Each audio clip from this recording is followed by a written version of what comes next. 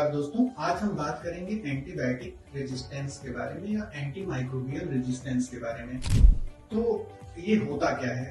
सबसे पहले तो जो अगर हमें किसी बैक्टीरिया या वायरस या फंगस से इन्फेक्शन होता है, उसकी वजह से हमें बीमारी होती है, तो हम उसके लिए एंटीबायोटिक्स या एंटी फंगल या एंटीवायरल, अगर क्यूमुलेटिवली कहें तो एंटी माइक्रोबियल्स का इस्तेमाल करते हैं, जो कि उस पर्टिकुलर ऑर्गेनिज्म को मारने या उसकी ग्रोथ को बढ़ने से रोकने का काम करती है, जिससे हमारा शरीर स्वस्थ हो जाता है।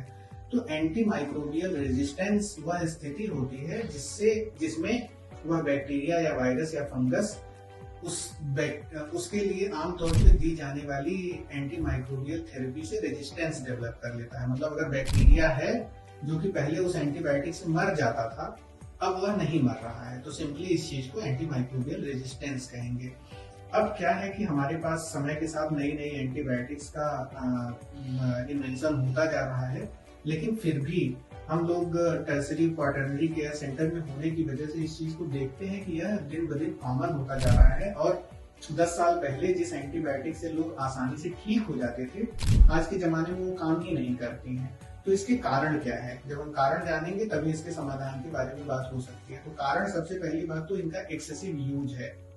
अगर हम किसी भी नॉन इन्फेक्टिव डिसऑर्डर्स के लिए, कई बार ऐसा होता है कि बीमारी ऐसी इस प्रकार की होती है कि मरीज को इन्फेक्शन नहीं होता, फिर भी कई बार वह एंटीबायोटिक उसको रिसीव कर लेता है over the counter medical store से, कई बार डॉक्टर लिख देते हैं। तो उसकी वजह से एक्सेसिव यूज ऑफ एंटीबायोटिक्स एक बहुत इंपॉर्टेंट काज है एंटी माइक्रोबियल रेजिस्टेंस डेवलप करने का। दूसरा, इम्प्रॉपर डोजेज और इम्प्रॉपर ड्यूरेशन। अगर आपको एंटीबायोटिक दी गई है तो उसको पूरे समय तक, जितने दिन के लिए प्रेस्क्राइब किया जाना चाहिए, उतने दिन तक लेना बहुत इंपॉर्टेंट है। और प्रॉपर डोजेज में, अगर आधे अधूरे डोजेज में उसको दिया जाएगा तो उससे क्या होता है कि बैक्टीरिया उससे अभ्यस्त हो जाता है, पूरी तरह से मरता नहीं है, उससे वो रेजिस्टेंस मैकेनिज्म डेवलप करता है और आगे चल करके वह एंटीबायोटिक उस बैक्टीरिया पे काम करना बंद कर देती है। आप सपोज करिए कि अगर 100 बैक्टीरिया थे, कोई एंटीबायोटिक उनको दी गई, उनको मारने के लिए दी गई, उसमें से 50 ही मरे, तो जो 50 होंगे वह उस डोज के लिए रेजिस्टेंट होंगे और फिर वह अपनी कॉलोनी बनाएंगे। जब वो अपनी ग्रोथ करके कॉलोनी बनाएंगे तो वो उस एंटीबायोटिक से आसानी से नहीं मरेंगे। तो प्रॉपर डोज और proper duration of anti microbial therapy ये बहुत ही ज्यादा जरूरी होता है। अब तीसरी जो चीज बहुत इग्नोर्ड है, लोगों की इम्यूनिटी का कम होना। लोगों को जैसे प्लेन क्रैश में भी कोई एक आदमी बच जाता है, उसी तरह से अगर हम कितनी भी स्ट्रॉन्ग एंटीबायोटिक देते हैं तो अरबों बैक्टीरिया में से 1-2 ऐसे होते हैं जो कि उस एंटीबायोटिक से बच जाएंगे। तो उन बैक्टीरिया को हैंडल करने का काम आपके इम्यून सिस्टम का होता है। आज के जमाने में खराब डाइट, एक्सरसाइज न करने की वजह से और बहुत सारी बीमारियों का जन्म हो रहा है, जैसे डायबिटीज है जिसमें इम्यूनिटी बहुत कम हो जाती है, लीवर किडनी की बीमारियां जिसमें इम्यूनिटी कम हो जाती है।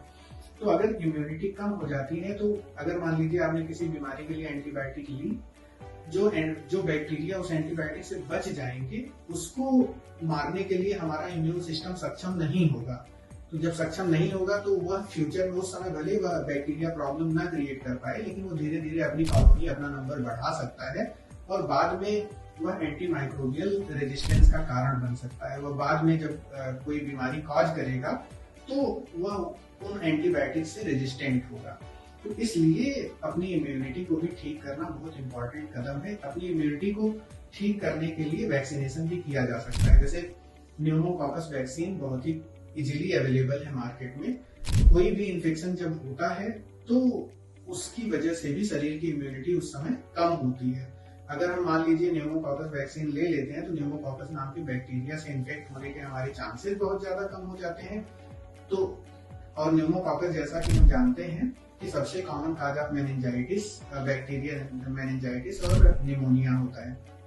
तो हमारे इन्फेक्ट होने के चांसेस कम हो गए तो हमारे एंटीबायोटिक लेने के भी चांसेस कम हो जाएंगे, तो डेफिनेटली फिर रेजिस्टेंस डेवलप करने के चांसेस ऑटोमेटिकली कम हो जाते हैं। तो इसलिए अगर आपको कोई भी बीमारी होती है तो एंटीबायोटिक लेने से पहले किसी सक्षम फिजिशियन से सलाह मशवरा करके उसको प्रॉपर डोज और प्रॉपर ड्यूरेशन में लेना है। अपने शरीर की हेल्थ को ठीक रखने के लिए डाइट प्रॉपर लेनी है, प्रोटीन रिच डाइट लेनी है, बहुत ज्यादा तेल मसाला नहीं खाना है, जंक फूड्स नहीं खाने हैं, और रेगुलर तौर पे एक्सरसाइज करनी है, जिससे आपका इम्यून सिस्टम अच्छा बना रहे और छोटी मोटी बीमारियों को खुद से हैंडल कर सके। धन्यवाद।